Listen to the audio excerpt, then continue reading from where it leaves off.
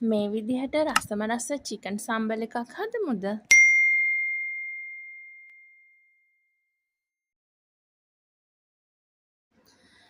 මුලින්ම පෑන් එක රත් කරගන්න ඕනේ තෙල් ටිකක් දාලා. මම මෙතනදී ලොකු ලූණු ගෙඩි 3ක් ගත්තේ. ඔයාලට කැමති ප්‍රමාණයෙන් එකතු කරගන්න පුළුවන්.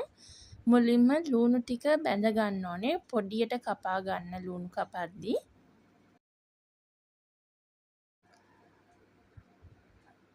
ඊට පස්සේ මේකට චිකන් ඕනේ වෙනවා. චිකන් කටු ගන්න එපා. චිකන් කෑලි ගන්න. මම මේකට චිකන් කෑලි ග්‍රෑම් 250ක් වගේ දාගත්තේ.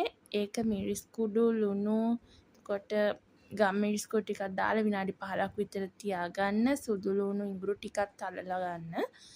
රම්පේ කරපිංචයි පොඩියට පොඩ්ඩක් කපා ගන්න. ඊට පස්සේ කෑලි මිරිස් ඕනේ.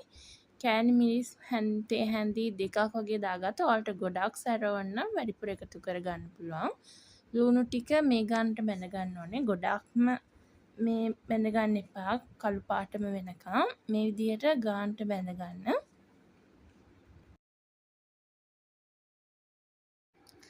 දැන් චිකන් ටික බැඳ ගන්න ඕනේ.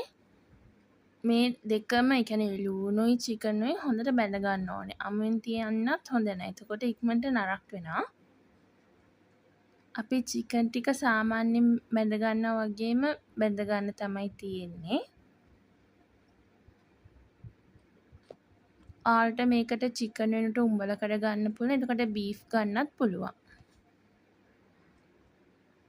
දැන් රම්පේ කරපිංචයි සුදු ලූණුයි ඉඟුරුයි දාගන්නවා. සුදු ලූණු පොත්ත පිටින්ම ගන්න. එතකොට ඒක සුවඳයි. ඒ ටිකත් බැඳගෙන මේකට එකතු කරගන්න ඕනේ. දැන් අපිට තියෙන චිකන් ටික නිවුනට පස්සේ පොඩි කෑලි වලට මේ බ්ලෙන්ඩර් කරගන්න නැත්නම් වංගෙඩිය කොරලා ගන්නත් පුළුවන්. ගොඩක්ම කුඩු කරගන්න එපා. සාමාන්‍ය කෑලි හිටන විදිහට බ්ලෙන්ඩර් කරගන්න. දැන් ඒ තාච්චිරම තෙල් ටිකක් එකතු කරගෙන කටර් කුඩු ටික එකතු කරගන්නවා. සීනි තේ හැන්දක් දාගන්නවා. ඔයාලට ඕන තේ හැඳි 2ක් වගේ දාගන්න. ලුණුත් තේ හැඳි භාගයක් දාගන්නවා. මේ ටික ඔයාලට බලලා මදි වගේ නම් තව එකතු කරගන්න පුළුවන්.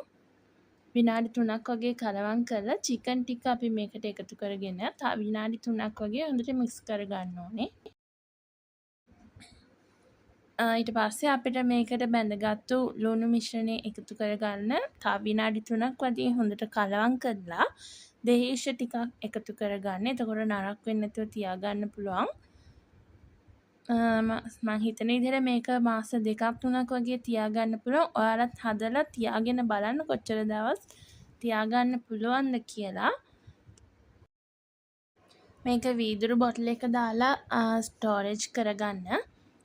මේ විදිහට තමයි අපේ චිකන් සම්බර් එක තියෙන්නේ. ඔයාලා හදලා බලන්න. තාත් වීඩියෝ එකකින් හම්බ වෙමු. බයි.